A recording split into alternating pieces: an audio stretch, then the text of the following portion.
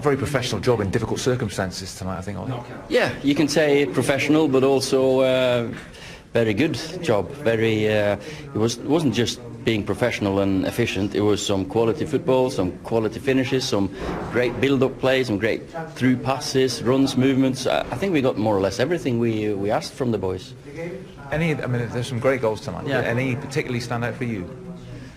No, I think you can look at all of them and say they're high quality. Of course, the first one, Odion, some great touches.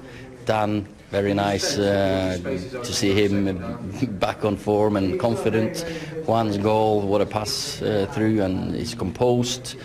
Mason, that's just what he does, absolute quality. The keeper didn't give him a lot to aim for, so he had to go through both of the posts.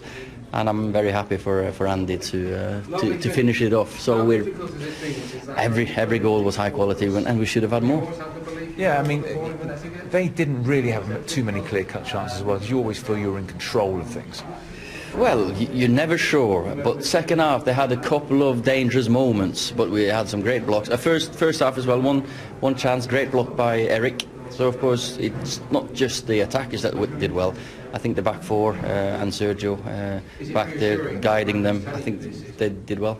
The firepower that you've got now on this side, goals coming from everywhere, how much of a bonus is that? It's great, of course, and you know, we're human beings, and footballers with confidence will play and perform better than footballers without confidence. And at the moment we've got so many players with confidence, and they're doing well. They deserve to be confident, and it's harder and harder to pick an 11. The competition for places, though, is a great thing at this stage of the season, though, isn't it? With so many, every week, every 3 days, a big game. Yeah, it's the business end of the season, and what was pleasing today was it's different circumstances. It's a weird atmosphere, and the boys, they were so focused and created their own atmosphere in the game, and I think that the camaraderie and team spirit was there to be shown. Was it weird for you on the bench? Did you find it weird? Finally can get our messages across and they listen. Yeah. It was odd though, isn't it? It's just totally strange. It's not a lot to recommend football behind closed doors. No, is it? no, it's not to recommend. But then again, I have to praise the boys because they did fantastic. Thanks a lot. Cheers. Well, so I think everybody's peaking at the right time. United still got plenty to play for. Champions League, they're still in the FA Cup, Europa League. You know, that's what they want to achieve. So cruising right now, Manchester United. Let's have a look at the goals from the second half, shall we, Paul? Yeah, please do. Talk us through them. But I mean, listen, as I say, Lask actually going for the game. So they're actually quite open. You know, they're trying to get back into the game.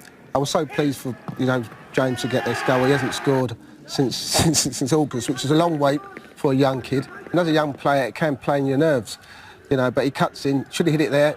Takes another touch, but finishes really well. And you know, I like the way he plays. I like his attitude, and I'm so pleased to see him score. Love that ball from Fred. That's just great. And to be fair, Matt is not the quickest, but he always makes smart runs. You know, you don't have to be the quickest. Just recognise the space. That ball is perfect from Fred. Great touch. Really good goal. United were far too good for Lask. To be fair, they've had a really good season last, but today they just didn't show up, and United punished them. And I like this Chong. I mean, signed a new contract. You know, and the thing with Greenwood, when he's in this position, you think he can't miss. You know, look at it from this side. I think the keeper must do better. He had a nightmare the whole game, the goalkeeper. But when you're young kids, you want to come and make an impact, and that's what he's done. Chong's done that, and Greenwood's done that. Yeah, Greenwood, funny one. Yeah, I mean, look, little. Just saying, we're here in London, but even in here, it just feels odd, doesn't it? The whole setup tonight. It does. It feels weird. If you compare the atmosphere at Old Trafford against Manchester City, when literally everybody was off the seats for that last McTominay goal, then to that where there is an atmosphere. You know, I know there's world-class players on the pitch, but the fans are what make football so great, and to not have them there, it's just not right for everyone. And I don't think it's a coincidence that we've seen a big win tonight away from home for Basel, big win tonight away from home for Manchester United. This is a real handicap for the home side. You lose your opportunity. Well, it exactly is, and I mentioned it before the show. You know, when you're playing a team like Manchester United at home, you want your fans there. You know, even when they go 1 or 2-0 down, the fans get you back in the game. You know, they push you forward. When you saw last day, as soon as they went 2-0 down, you could see their heads drop. There was no 12th man, as we say, to get them forward. And, you know, it's so sad, not to mention just from a financial point of view, what they've lost. It's so sad. And, you know, United was always going to go there without any pressure because there wasn't a hostile reception. And that's what's so sad. Fans are massively important. We underestimate how important they are.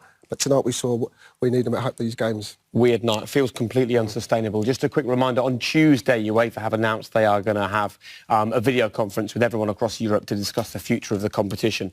We're expecting something is going to happen because, as you know, already next week there's a couple of Champions League games that aren't going to be happening and Europa League games getting cancelled as well.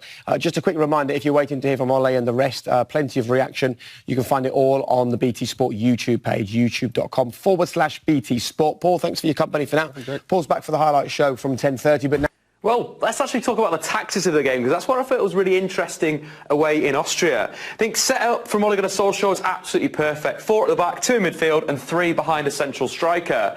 Of course, the opposition set up with 3 defenders. The interesting side here for me was, number 1, you want to get your wide forwards wide and you want to isolate them with those outside centre-backs. You want to look to isolate them, either making runs like Dan James did down wide or Juan Mata inside. But more importantly, Bruno Fernandes again at number 10, popping off into these spaces. We saw for the first goal, picking up in this inside left channel, carrying through, and then the beautiful ball for Ighalo to finish off. But more interestingly, I like the other goals, to be quite honest. I loved how Ighalo dropped off for the Dan James goal, then played him into that channel. And that was the interesting side for Dan James. It was sort of using that space, utilising that run in behind the defence, which is completely different to the Juan Mata goal. Juan Mata pulling from that wide area, making that run across the defender to be found by Fred. But it was perfect for Manchester United, isolating their front 3 with the back 3 of the opposition. Really good stuff from Bruno Fernandes as well in attacking midfield. Created 6 chances in the game, 1 more than the entire LASK team managed combined. I also want to give a bit of a shout out to Fred and Scott McTominay in the engine room in midfield. Scott McTominay for his defensive side of his game. He made the most tackles for Manchester United, but also made the most interceptions. But Fred, I think on the ball was superb, completed more passes than any Manchester United player, and of course grabbed 2 assists. The first, that wonderful through ball, and then the little layoff to Andreas Pereira. But then my thoughts of the game, the stats were good, the tactics were good, and Manchester United looking very comfortable in the game. Back to you, Jim, in the studio. Job done under difficult circumstances. United already through effectively to the quarter-finals of the Europa League. It was never in doubt against very limited opposition. Ighalo with a sensational first goal in the first half, high into the roof of the net, and then United really cut loose in the second. Dan James' first goal since August. Best goal of the night, maybe. Fred's through ball, Juan Mata's lovely finish. Then substitute Mason Greenwood from Chong, acute angle, smashed it against both posts before the ball went over the line to score. And then deep into stoppage time, Pereira from miles out scoring underneath Schlager. Criminal goalkeeping, but a fine strike. Job well done. It certainly is. I mean, I would have been happy when it was 3-0 Stuart at just a couple of minutes before the end, but they've taken that lead to another level now, scored 2 really good goals. 1 certainly really good goal and 1 proper howler by the goalkeeper. But, you know, it's a professional job under very difficult circumstances, I'm sure, to be out there, and they can safely say now that they are in to the quarter-finals of the Europa League and thoroughly deserve to be as well. Yeah, played some great stuff. Not great opposition, but you only can play what you've got ahead of you, and now they can certainly relax for the second leg whenever it's played. Yeah, they can relax for the second leg. Ole Gunnar can make choices. We've got a difficult game now. He's been able to rest a few players that I'm sure will be involved on Sunday. And then next week he can probably say, we've got an FA Cup. We could be in the FA Cup semi-final. So some of these lads who have been on the fringe will undoubtedly play next Thursday. I'm not even going to talk about whether it's going to happen or not. Let's just say that it is, and they will be involved. 5-star United in Austria. Lask 0, United 5. Yeah, excellent. A 5-star performance. If you want to watch it, it's on this station in 4 hours' time at midnight UK time. First call, let us go to London. And to you, Dennis, you're through to the boys in the studio. On you go. Yeah, good evening, Jim. Hi, mate. Good evening, Dennis and Lou. Evening, Dan. Hi, Dan. A very strange time in football at the moment with this terrible illness at the moment. But can I just say, first of all, before I tell you my next situation is, what a wonderful thing Manchester United Football Club done for all them people who couldn't make this game, that they are bursting them back £350. I thought that was marvellous from the club. And can I just say on the game tonight, what really professional and team performance we put out there. under these circumstances. Thank you very much. Great call, Dennis. Thank you very much indeed for that. And I think Dennis is talking about the 900 or so fans who are booked to go there, and the club reimbursing them £350 each.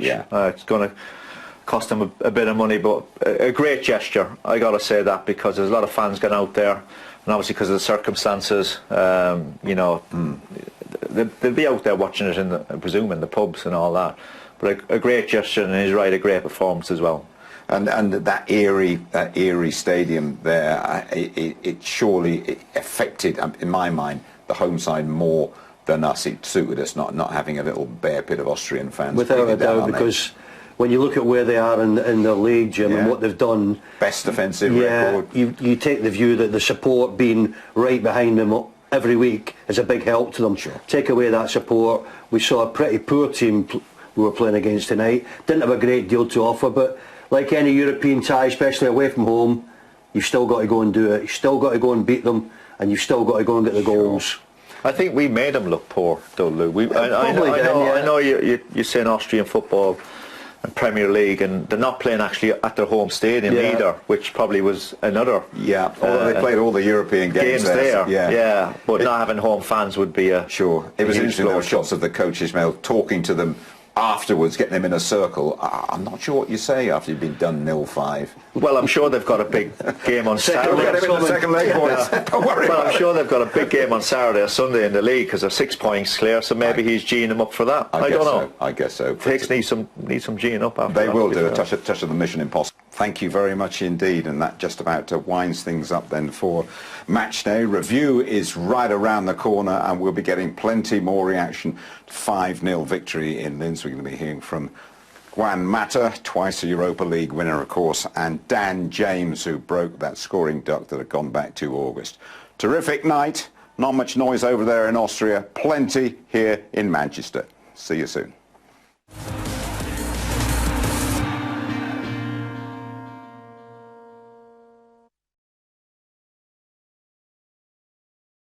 Effectively blew the doors off. Lask 0, Manchester United 5 in the first leg of the last 16 in the Europa League. Back-to-back 5-0 victories, equaling the Europa League record as well, and a massive stride towards the quarter-finals. Ighalo, James, Mata, Greenwood and Pereira were the scorers. Hello there.